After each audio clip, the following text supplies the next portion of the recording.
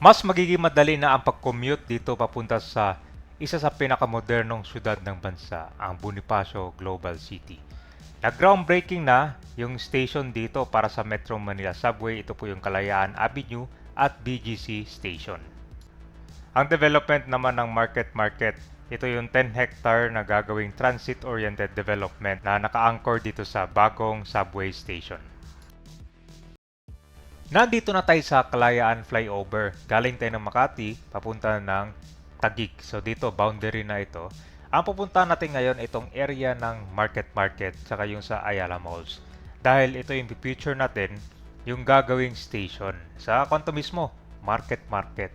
Transit-oriented hub. Ito yung kilala as sa urban planning bilang bahagi ng estratehiya sa pagdisenyo ng lungsod kung saan ito yung pinagsasama ang mga sasakyan, tirahan, opisina at mga tindahan sa sentresadong. So itong BGC, bago ito naging ganito, mula sa pagiging lupang militar nga ngayon ay naging isa sa pinakamodernong syudad ng bansa. So papunta na tayo ng 32 2nd Street. Dito matatagpuan ang karamihan ng mga naglalakihang mga gusali. At yung hospital dito rin, kita mo yun, yan po yung St. Luke's. So panahon pa ng mga Amerikano, mga 1902, nung nasakop patay ng mga Amerika, so kinuha ng gobyerno ng US ang malawak na lupain na to para ginawa siyang base militar na tinatawag itong Fort McKinley. Ito na ang 32 2nd Street, isa ito sa pinaka-busy at pinaka-importanting kalsada. Ito yung nagsisilbing main artery na nagkokonekta sa C5 Road at Kalayaan Avenue. Papasok ito sa gitna ng BGC. Karamihan matatagpuan dito ang pinakakilalang mga gusali at commercial hub tulad nitong St. Luke's Medical Center. Dito rin SNR Member Seat Shopping at Home Depot. Ang Crossroad at Bonifacio Stopover kung saan maraming kainan. Maraming sikat na corporate towers gaya ng Meralco Tower, Globe Tower at Citibank at iba pa.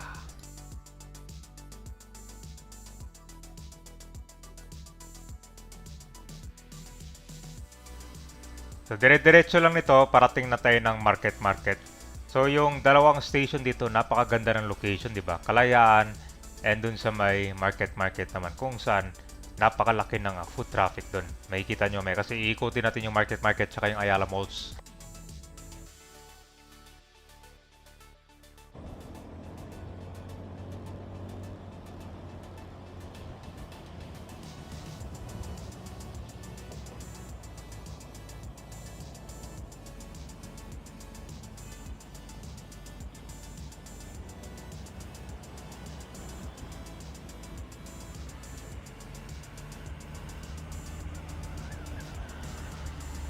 Nandito na tayo ngayon sa BGC Taguig. Ito po yung kung kabay no, SM Aura. At dito sa crossing, ito yung tinatawag nilang the Shibuya Crossing. Pedestrian lane dito, parang letter X. So pupunta natin ngayon itong area ng Market Market. At pag-usapan natin tungkol dito sa Metro Manila Subway Station. Hindi pa tayo kanina, wala din. Marami ng mga ganitong electric scooter. Dito kasi kami, walang mga jeep dito sa area ng BGC. So talaga maglalakad ka or magdadala ka ng mga electric scooter or yung mga bike. Yan yung pantala dito, modes of transport or magta-taxi, ride hailing app. Talagang stricto dito, bawal talagang parking sa mga kalsada. Mora. Ito po yung Shibuya Crossing.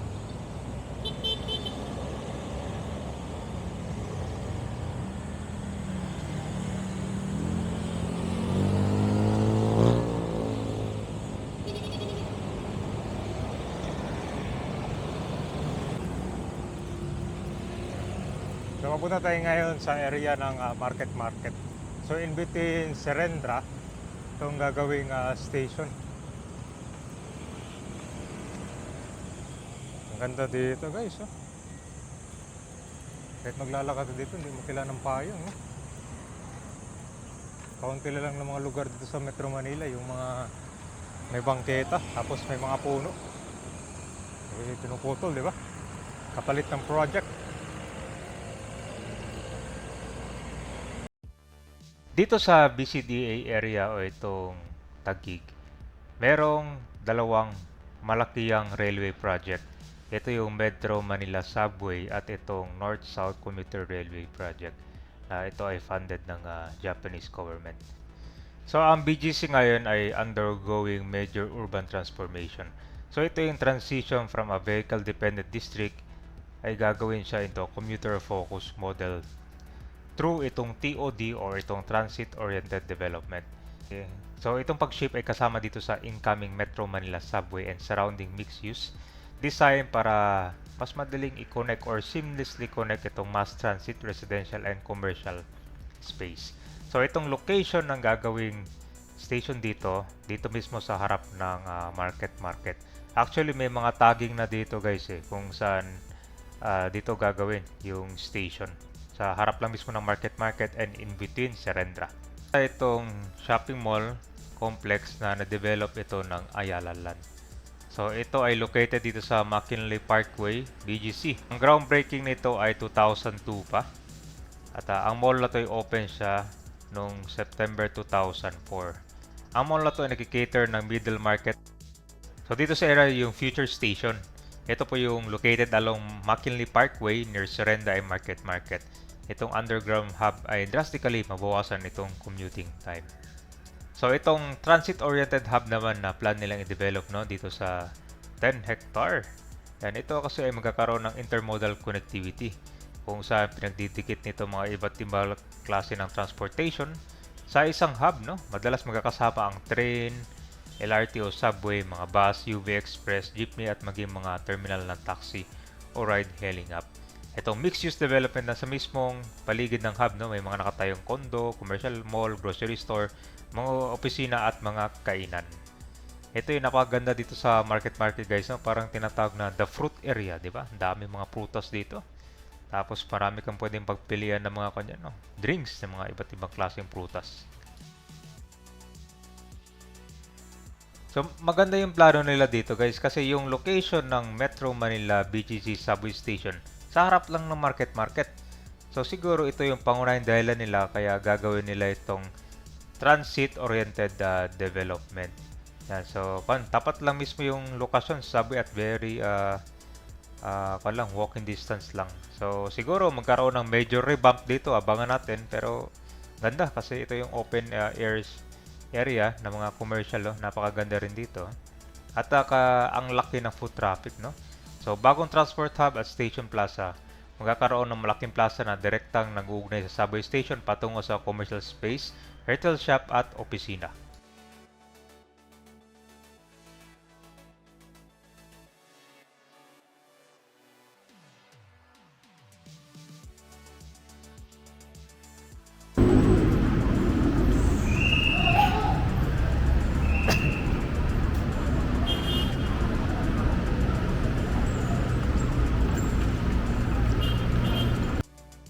Ito naman yung Serendra.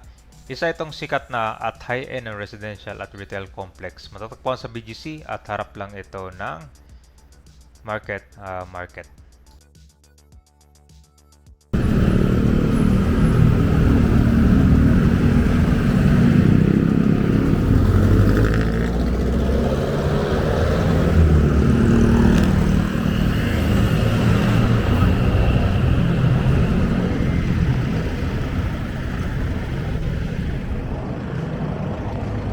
Bali, next year na pala matatapos itong lease contract ng Ayala dito sa 10 hectare.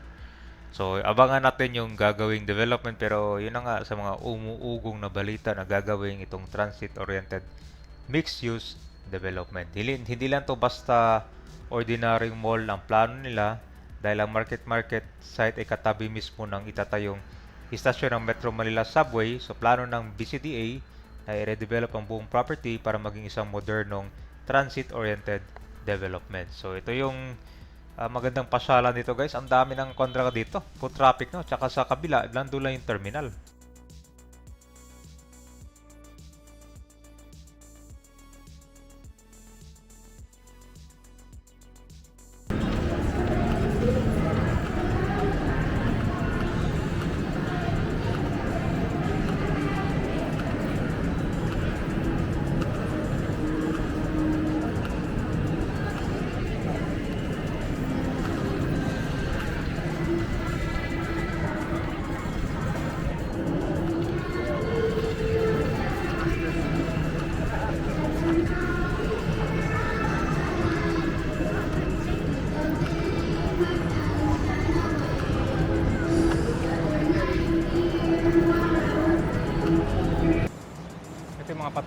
pasalubong guys sa mga iba't ibang lugar dito, no? Tortillas ito. Ito naman bagyo. Meron din pala sila mga chicharon, no? Ito mga shingaling. Ito na setup guys, ha? Bagyo. Bulacan, meron dito. Malamang pag Bulacan to, kanto. Mga chicharon. Panaderia. Meron din palang Ilocos, oh. Ito yung mga fish cracker pa lang. Cebu, ito. Ano ba ito? Lechon? Mga dried mangoes. Ito walang bawang. Meron silang chicharon, natural. Pampanga. Pulboro. So dito sa likod guys, may mga restaurant din. Or mga kanto. Kainan. Ito guys, ito yung Bulacan, no? Ito. Bacolod pala. Bacolod naman, mga inasal ba? Ganon din, mga ano yung benta nila dito, assorted biscuits. So dito sa likod guys, mga food stall. Ayan, meron din silang dito, lechon.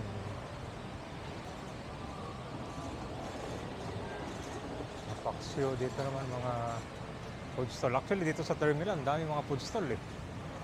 Ayan o, sa likod. Harap lang ito naman, SM Aura. Ito yung terminal nila.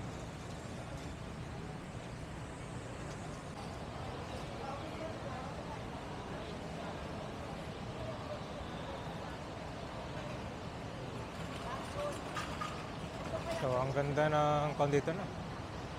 Talagang maraming mga commuters, no, kasi malaki yung food traffic talaga dito sa market. Saka dyan sa Serendra. Tignan mo naman, no? Weekdays pa itong pinuntahan natin pero dagsa talaga. What more pag weekends pa. May counting amusement park. Sa labas pa lang, makaka-shopping ka na, oh. Meron pang amusement park dito.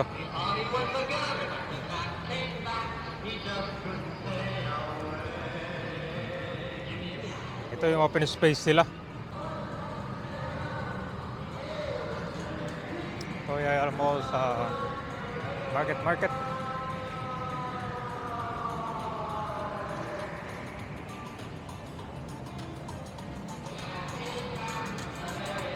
So ang ganda pala dito sa loob ng Ayala Mall space, oh. Parang ngayon ko lang nakita tong loob dito sa Ayala Mall. Kitang-kita mo yung taas, eh. Nasa kwan pa lang tayo, first floor yata to, eh.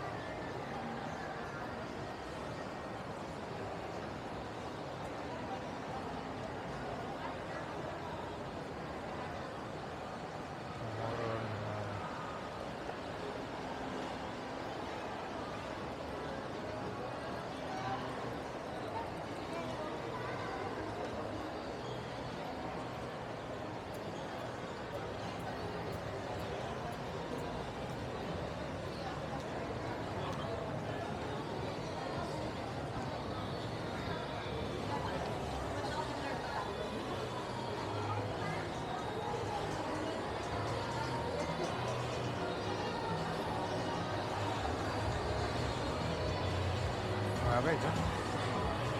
Parang pan pala. Trinoma style pala to. So dito guys, pag mayroong mga sale, ito ginaganap sa gitna.